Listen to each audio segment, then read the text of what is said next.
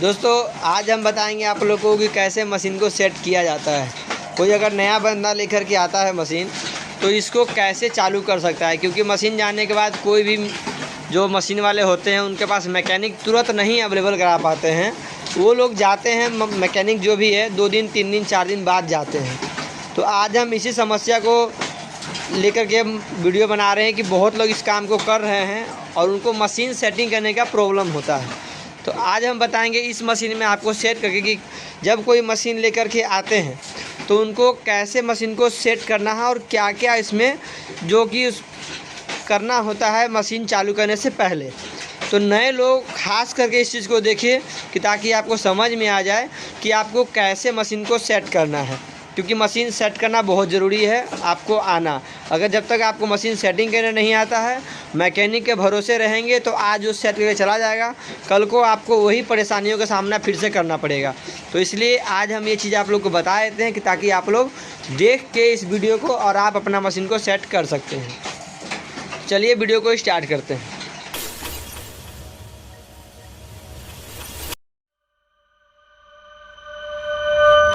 दोस्तों ये मशीन मेरा सेट किया हुआ है, इसमें कुछ नहीं करना है, लेकिन फिर भी हम आपको एक बार क्या क्या करना होता है सेटिंग से पहले वो हम आपको एकदम बारीकियों से बताएंगे, जिससे कि आप देख के अपना भी काम सही से कर सकें और मशीन को सेटिंग कर सकें। तो चलिए हम चलते हैं मशीन के पास और आपको दिखाते हैं कि कहाँ से इसको स्टार्ट किया जाता है।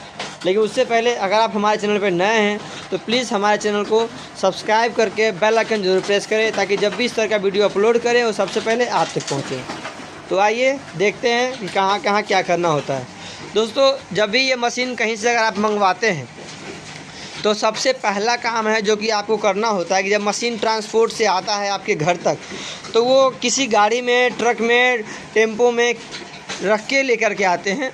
और मशीन जब वहाँ से आता है तो वहाँ के मैकेनिक जब इसको फिट करते हैं तो वो बहुत सारे नट को लूज छोड़ देते हैं। तो हम बिल्कुल बारीकियों से बताएंगे, थोड़ा सा लंबा वीडियो हो जाएगा, देखिएगा ध्यान से तभी आपको समझ में आएगा। तो पहले हम आपको बताएंगे कि इसको कौन कौन सा नट को टाइट करना होता है मशीन को जब नया आता है, तो उसके बाद इसको किया जाता है। तो जैसे कि हम जब आए मशीन लाए तो सबसे पहले हमें ये जो ब्लॉक बैरिंग है तो इसका जो सब नट है पहले इन सबको आपको टाइट करना होता है। अब हम आपको बताएंगे कि कौन कौन से चाबियों का इसमें इस्तेमाल किया जाता है और इस मशीन को लेने से पहले आपको कौन कौन सी चाबी, रिंच, पाना जो होता है वो लेना चाहिए। तो देखिए जो जो इसकी ज़रूरत होती है इस मशीन में, चाबी, पेचकस, पिलास, वो सब हम आपको दिखाते हैं। ये जो चाबी है ये हमारा काम आता है इसको टाइट करने के लिए। तो जब भी मशीन हम लाते हैं तो पहले इन सारे नटों को हमें अच्छे तरीके से इसको टाइट करना होता है, क्योंकि गाड़ी में ये चल के जो नट है वो स्लिप हो जाता है, लूज हो जाता है, और आने के बाद जब चलाते हैं मशीन को तो वो समस्या होता है। तो हमें ये तो चाहिए ही, एक ये हमें लेना होता है। इसमें नंबर देखा जाए तो ये 21 नंबर का चाबी है, 21 नंबर का ये पाना है जो कि आपको यूज करना होता है करेंक टाइट करने के लिए। ये करेंक में भी काम आता है और ये बैरिंग को कसने में भी। इसके में आपको हम सब चीज़ दिखाएंगे एक एक करके। उसके बाद आपको 14-15 का चाबी रखना होता है, दो रखना होता है 12-13 का।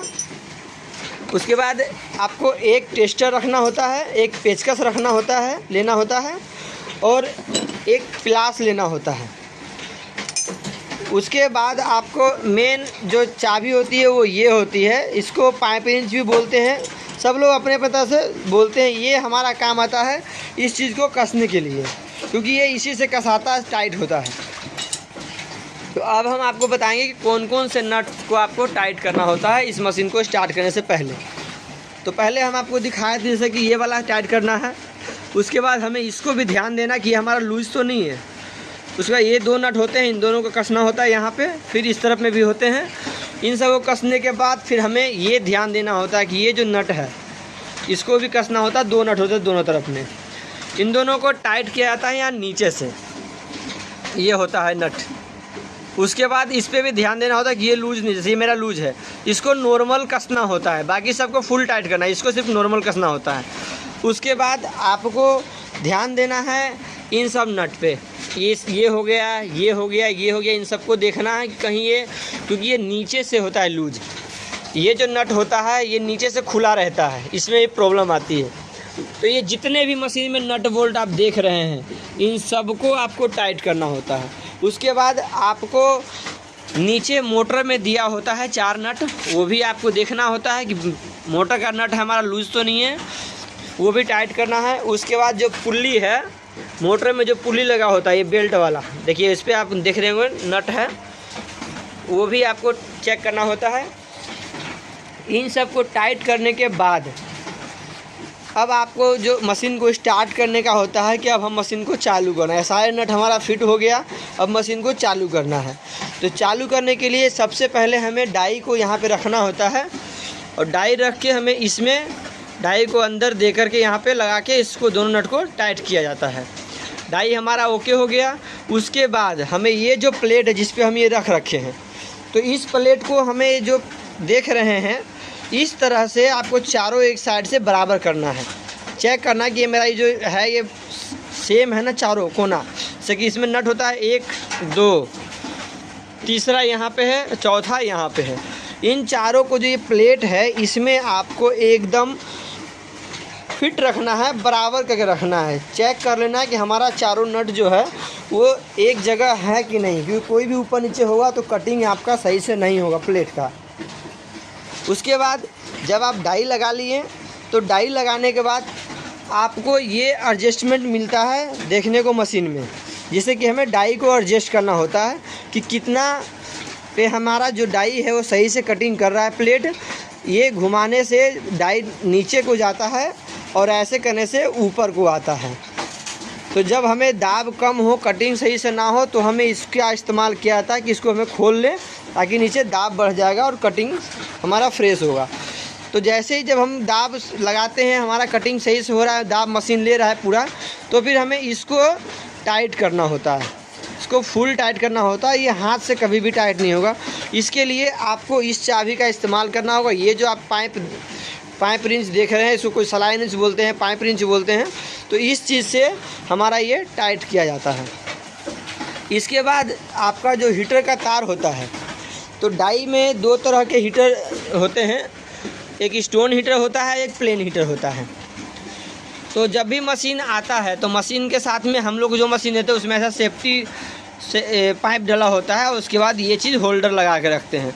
तो होल्डर क्या करते हैं हम लोग कि होल्डर को जो डाई में पत्ती होता है उसको यहाँ से नट को खोल लेना है, और नट को खोल के डायरेक्ट पत्ती को इसमें डाल देते हैं और यहाँ से भी कस देते हैं। और जिसमें अगर वो नहीं है, प्लेन हीटर में वह ये होता है, स्टोन हीटर में क्या होता है कि ऐसा लगा होता है, तो उसके लिए फिर हम वो होल्डर खोल के निकाल देते हैं और इस तरह से तार को छील के और उसमें डाल के फिर उसको पेचकस से कस देते हैं। तो ये हमारा डाई का हीटर का तार दो हुआ, वो फिट हो गया और ये डाई लग गया। उसके बाद हमें जो चीज़ में देखना होता है, यहाँ से फिर आने के बाद इधर आपका कंट्रोल पैनल मिल जाता है, जो कि सभी मशीन में सेम होते हैं। तो इसमें आपको क्या करना होता है, 2 स्विच दिया होता है, एक ये फ़ैन का होता है और ये होता है मोटर ऑन ऑफ का, और ये 2 होता है हीटर कंट्रोलर। तो इसको हमें स्टार्टिंग के लिए क्या करना होता है, जब हम मशीन स्टार्ट करते हैं सुबह में, तो पहले हमें इस पर 90 पे इसको रखना होता है। 90 पे 100 पे आप रख सकते हैं। और डाई अगर यदि आप कोई सा भी डाई लगा रहे हों तो उसका हीटिंग का टाइमिंग आपको होना चाहिए कि कितने टाइम के लिए उसको छोड़ना होता है हीट होने के लिए। छोटा डाई लगाते हैं आप 4 इंच से 8 इंच तक का, तो वो आपको 10 मिनट से 15 मिनट के लिए मशीन को स्टार्ट करके यहाँ से मशीन में लाइट दे दिए, देने के बाद ये इसको 90 पे कर दिए और इसको 10 से 15 मिनट इसको छोड़ना होता है छोटे डाई में। और जब 10-15 मिनट हो गया तब आप मशीन को चालू कीजिए। उसके बाद चालू करने के बाद हमें जो ये मेरा नीचे वाला है, तो नीचे वाला हीटर हमें रखना है इतना पे ही, उसमें उसको छेड़ना नहीं है। ये ऊपर का है, इसको हम जब स्टार्ट किए हमारा ठीक ठाक चल रहा, तो इसको हम 50 पे ले आएंगे और फिर देखेंगे कि हमारा लिमिट जो है हीट का अगर कम हो रहा है तो इसको बढ़ाएंगे, और नहीं हो रहा तो 50 पे चलने देंगे। क्योंकि ऊपर का हीटर हमेशा अपने हिसाब से रखना पड़ता है, उसके लिए आपको खुद का माइंड सेट करना पड़ेगा कि कौन सा प्लेट कितने हीटिंग पे चल रहा है। नीचे का तो ठीक है, ऊपर का आपको ये चीज़ देखना होता है। अब बड़ी डाई की बात करें जो 13 इंच का होता है, 12 इंच का होता है। अगर आप 12-13 इंच का लगाते हैं डाई इसमें, ये मेरा 13 इंच का डाई रखा हुआ है, तो ये डाई का साइज़ होता है बड़ा। तो इसको लगाने के लिए हमें इसमें हीटिंग में लगा के कम से कम 20 मिनट के लिए छोड़ना होता है, 20 से 25 मिनट। 20-25 मिनट में हीट ये फुल हो जाता है। उसके बाद फिर इसको हम चालू करते हैं। तो चालू करने के बाद जैसे कि मेरा अभी आप ये वाली मशीन देख रहे हैं चल रहा है, तो 20 से 25 मिनट होने के बाद आपका हीटर दिखाते हैं। मेरा हीटर देखिए कितना पे चल रहा है। तो इस तरह से आपको मैनेज करना होता है हीटिंग का, कि खुद से ही मैनेज करें कि कितने पे हमारा ये चलता है, क्योंकि ये चीज़ कोई बताता नहीं है, ये आइडिया खुद लगाना पड़ता है।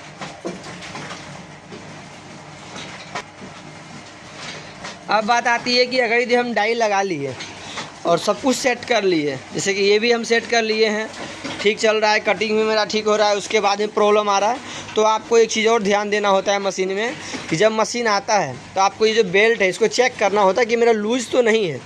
ये ज़्यादा अगर उधर को जा रहा है तो समझिए कि लूज़ है, हल्का जा रहा है तो ठीक है। तो इसको आपको टाइट करना होता है। अब बेल्ट को आप कैसे टाइट करेंगे, उसके लिए यहाँ पे 2 दिया होता है एडजस्टमेंट।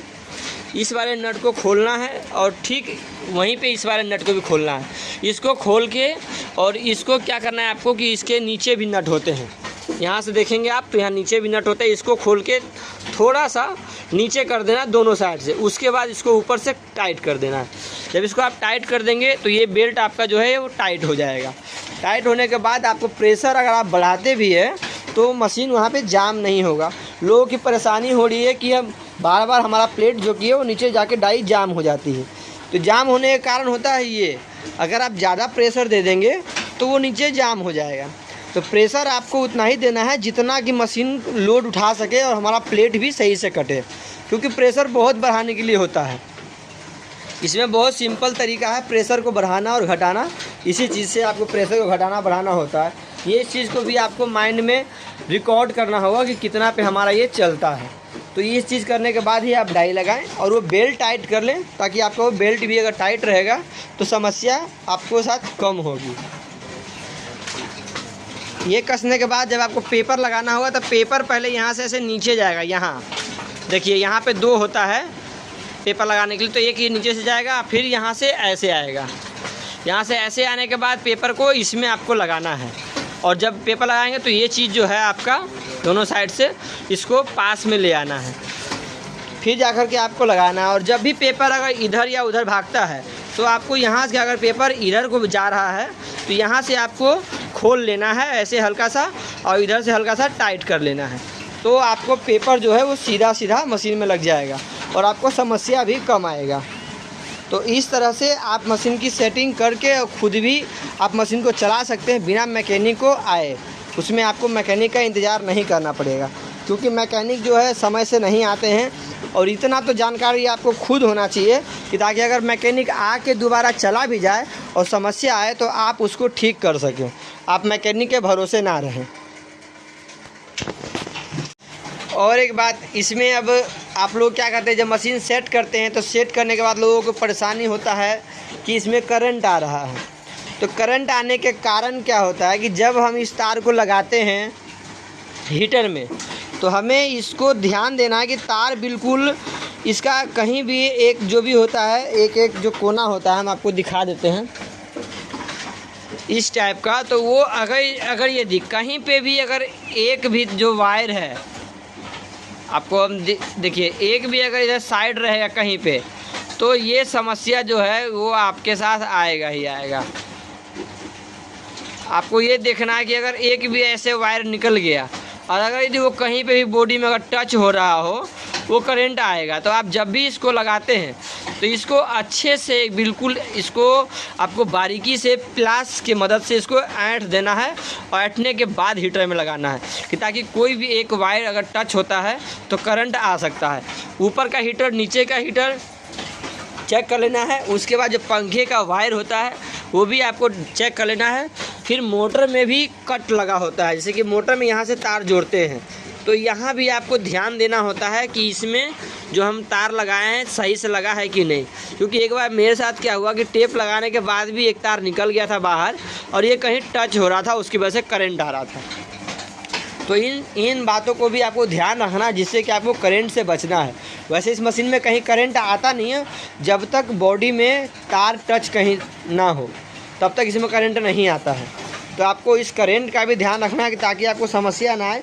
और मशीन चालू करने के बाद चाबी तो साथ में रखना ही है, साथ में आपको इन 3 चीज़ को भी ज़रूर रखना है वहाँ पे। एक पेचकस, एक टेस्टर, एक प्लास।